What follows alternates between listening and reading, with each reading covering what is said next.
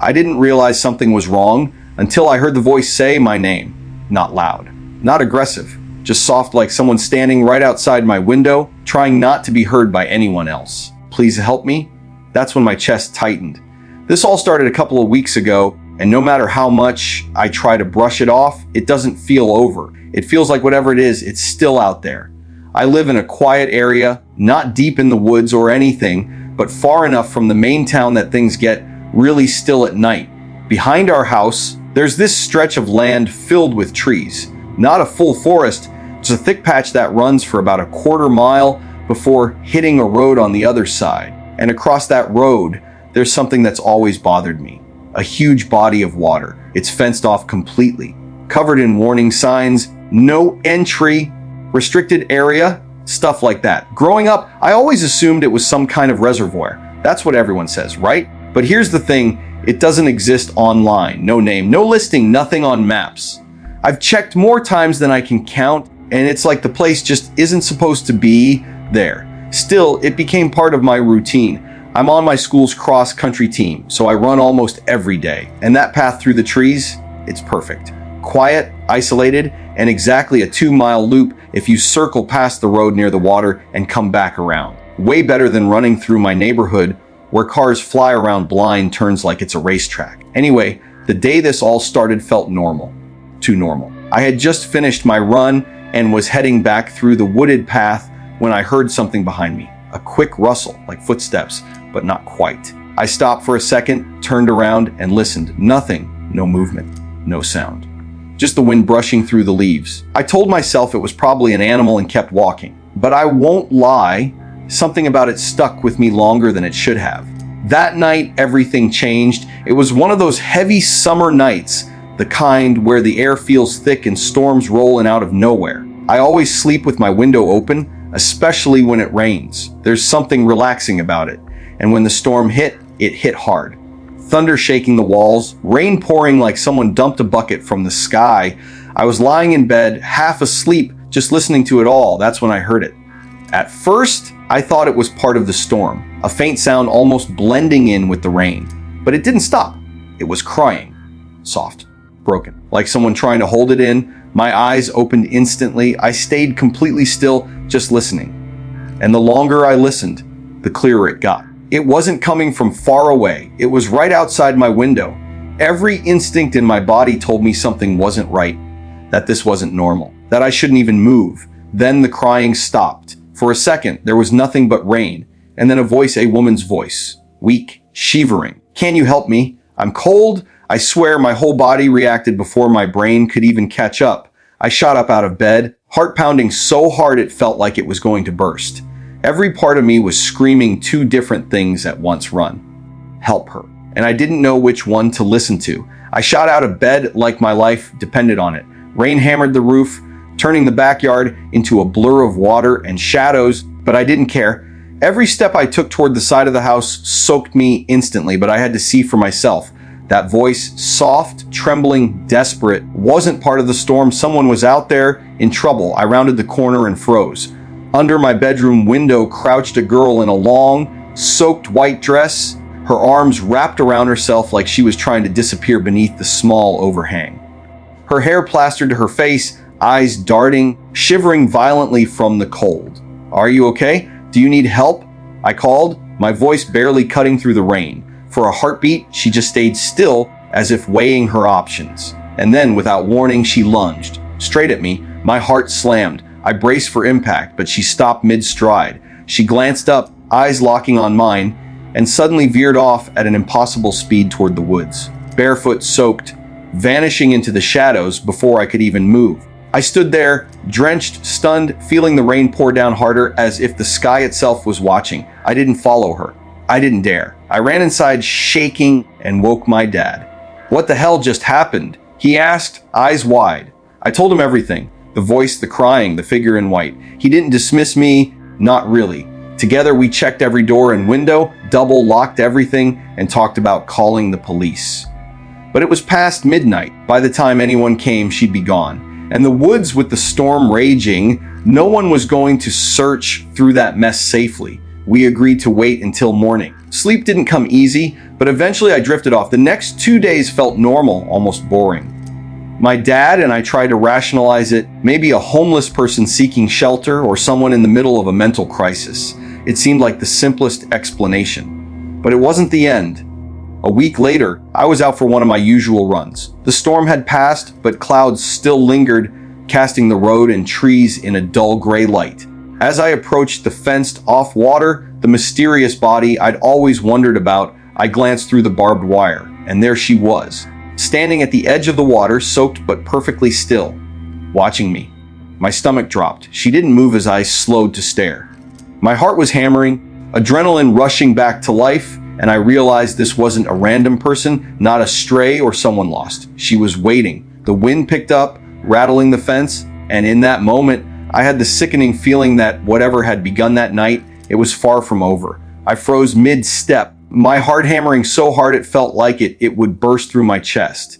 There at the far edge of the water was movement, slow, deliberate, almost too calm for the storm still lingering in the clouds. Sitting on the edge with her legs dangling into the dark water was a girl, wet, pale, and completely still like a porcelain doll someone had dropped there. My mind went blank. How had she gotten there? The fence around the water was impossibly high, topped with barbed wire and completely solid. I've walked that path 1,000 times. There's no way anyone could climb it unnoticed. Yet there she was, staring right at me. I must have made a sound, maybe a sharp intake of breath, because her head snapped up and her eyes locked onto mine. It was her, the same girl from the thunderstorm, the one under my window, the one who had vanished into the woods like a shadow. Suddenly, she stood, and everything about her changed. Her movements became frantic, erratic, almost inhuman. She bolted toward the fence, pressed her face against the chain link, and grinned.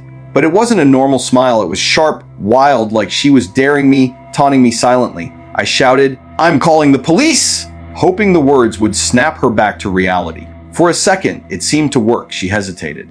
Then, without warning, she turned and dove straight into the water. The splash was huge, unnatural, echoing in a way that made my skin crawl. I stood there, drenched in unease, staring at the ripples spreading across the water.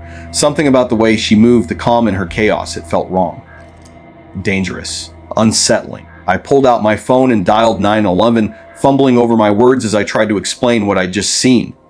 I kept my eyes on the water, but she swam silently out of view before the officers even arrived.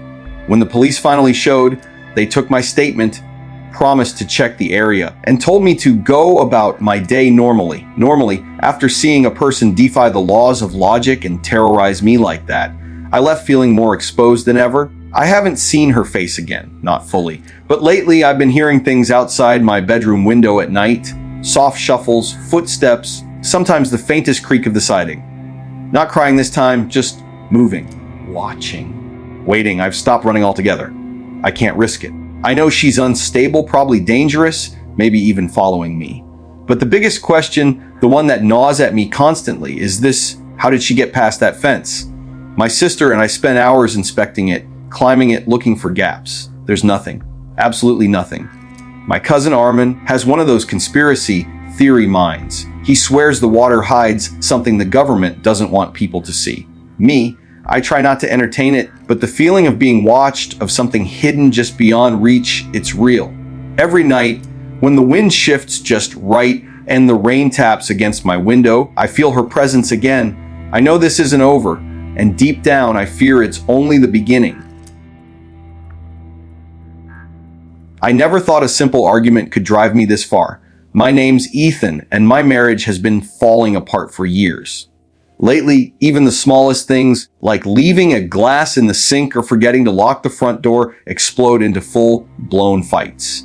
I honestly can't remember what set us off this time. Something trivial, no doubt. By the time I slammed the door behind me, I was done. Usually I'd check into a cheap motel, but tonight I didn't want her finding me. Instead, I decided to retreat to an old property I own on the outskirts of town, far enough that no one would stumble across it. It's a strange place. A leftover from someone else's life, probably an old shooting range. The previous owner passed away years ago, and the estate sold it off cheap. The main building is a concrete block mess with warehouse-style rooms on the first floor and a small office up top. For a building this size, it's oddly empty, like it's waiting for something or someone. I figured I could spend the night there alone with my thoughts and hopefully some quiet. The drive was worse than I remembered. The roads seemed to stretch forever, lined with fields that got emptier the farther I went. Halfway there, the sky darkened, clouds rolling in fast and low. By the time I reached the property, distant thunder was already echoing through the hills. I parked where the old lot used to be, just as the first drops of rain began splattering across the asphalt. Finding the hidden keys was almost too easy. I'd stashed them behind a loose siding panel months ago. Inside, the storm was relentless. The building's metal roof made every drop sound like stones hitting steel, a harsh rhythm that somehow felt both terrifying and oddly calming. I carried my things up to the second-floor office, where a battered cot waited. Not luxurious, but it would do. For the first time in weeks, I felt a quiet settle over me. The storm outside, for once, felt like a shield, separating me from the chaos of my life. The rhythmic pounding of rain was almost hypnotic. Almost, that peace didn't last. A sharp, metallic crash ripped through the steady storm. Glass shattered somewhere below me. My heart jumped. I froze, listening. The rain masked most sounds, but there was again a faint scrape, like someone dragging a heavy object across the concrete floor. I gripped the edge of the cot, straining my ears. Whoever or whatever was in the building hadn't expected me. That much was clear. The office felt suddenly smaller, the shadows deeper, and then, from somewhere in the darkness below, a whisper. Soft, almost apologetic. Ethan, my blood ran cold. My name spoken like that in a place I thought was completely empty. I wasn't just alone anymore. My chest was hammering so hard I was sure the storm outside could hear it. I lay on the cot, trying to convince myself the sound of metal pounding rain wasn't hiding something else. 30 seconds stretched into a minute, my ears straining, every shadow in the room suddenly alive. I remembered the rifle tucked away in the small storage room, mostly hidden so no one would know I owned it. My hands shook as I grabbed it, testing the trigger quietly, and crept toward the stairs. Each step was deliberate, careful. The storm was loud, masking the creak of the old wooden stairs, but it didn't calm me. At the bottom, I paused. Nothing. Just the endless downpour outside, bouncing off the metal roof, a deafening rhythm that felt like it was beating directly on my skull. I decided to check the building systematically. Room by room, corner by corner, rifle in hand, every shadow suspicious. In the farthest back room, my heart skipped. One of the boarded-up windows had a jagged hole smashed through it. Glass glittered on the floor like scattered diamonds. But there were no footprints, no sign of a person slipping in or out. The hole was too small for anyone to fit. Yet, I couldn't shake the feeling that someone or something had been there. I spent 20 more minutes scanning the property, flashlight bouncing over empty corners, checking every possible hiding spot. Nothing. Just the echo of rain. Maybe it was vandals, kids throwing rocks for fun, then running off. I grabbed some cardboard and taped it over the broken window, trying to settle my nerves. Back upstairs, I placed the rifle beside the cot. Feeling marginally safer, time lost all meaning. An hour passed, or maybe less, before I heard its slow, deliberate footsteps somewhere below me. Not heavy, not loud, careful, patient, as if the person didn't want me to notice. My stomach knotted. I gripped the rifle and froze at the top of the stairs, listening. The steps stopped. Completely, I couldn't understand it. Could they have heard me? No. Could they have vanished into thin air? My mind raced. I waited like a statue, sweat prickling my forehead, heartbeat loud enough to drown out the storm. After a few minutes, I crept through the building again. Nothing. Every door still locked, every shadow empty. Panic gnawed at me. I needed answers. My boots splashed in puddles as I stepped outside, phone flashlight slicing through the pouring rain. I circled the property, scanning for footprints, tire tracks, anything, but the ground was spotless. No sign of life.